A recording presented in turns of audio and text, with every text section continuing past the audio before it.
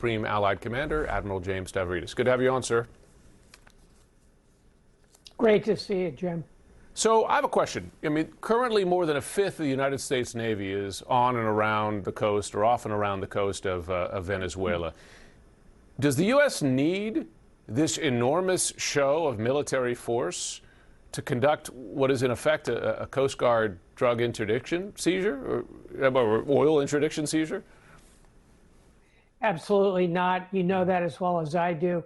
I mean, to put it in another context, this is the largest military buildup in the Caribbean since the 1960s and the Cuban Missile Crisis. Wow. You don't need this to smack a few drug boats, however you feel about those particular operations. Here's a way to think about what's going on in the seizure of this Venezuelan oil under sanction. Tactically, first, you got to kind of congratulate the Coast Guard. They did this extremely smoothly, very professionally. These aren't Navy SEALs. These are the guys who come and rescue you when your speedboat runs out of gas on Memorial Day. The Coast Guard, look at them. I'm really proud of them.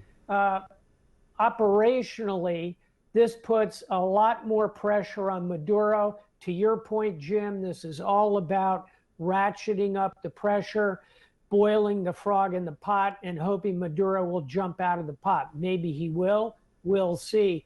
Strategically, I'll tell you the two capitals that ought to be watching this the most closely, Moscow and Beijing.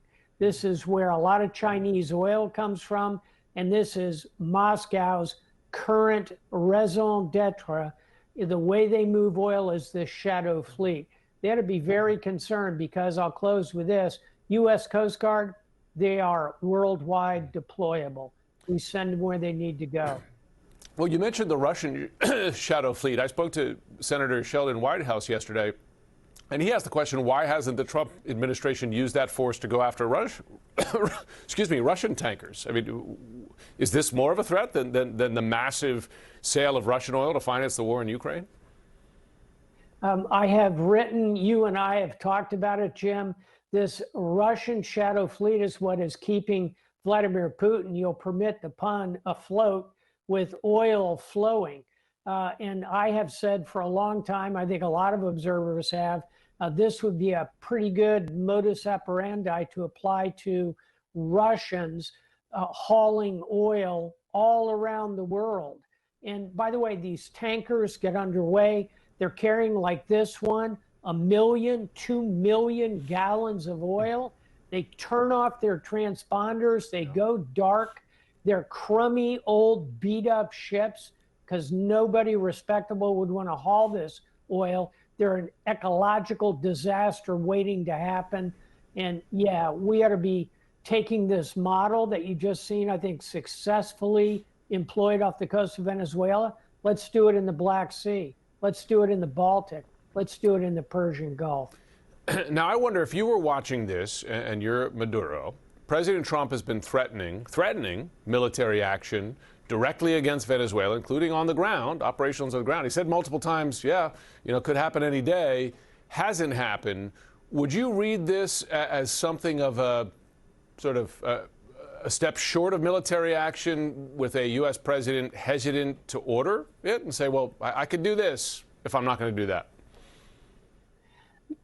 In the military, we always think about, and this vertical escalation in the ladder of conflict. So here we are, we're doing a lot of counter-narcotics operations against very small boats. Now we've stepped it up. We're going after 2 million barrels of your oil floating around in a tanker that, frankly, you direct. What's next on that vertical ladder of escalation? Jim, I think it is strikes ashore. So I would say that the Trump administration is signaling Maduro, look, we're serious. We're not just going to schwack a bunch of small drug boats. We can take your tankers out. What's the next step? We can come after your military ashore. Maduro, we can come after you. I hope Maduro is listening so we can avoid further violence.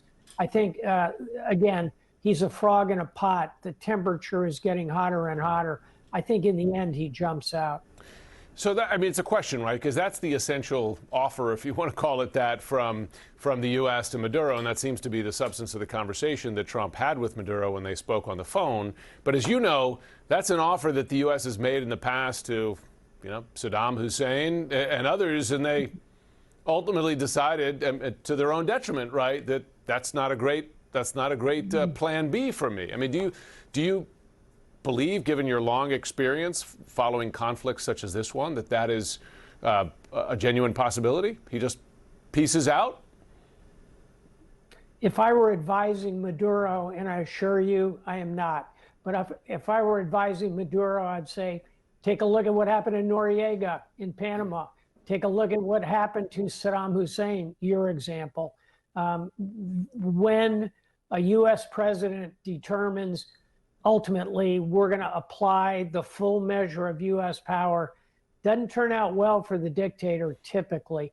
And reportedly, and who knows if this is accurate or not, what Maduro wants is about 100 of his senior people, himself, control of tens of billions of dollars in assets, a nice hacienda outside of Havana.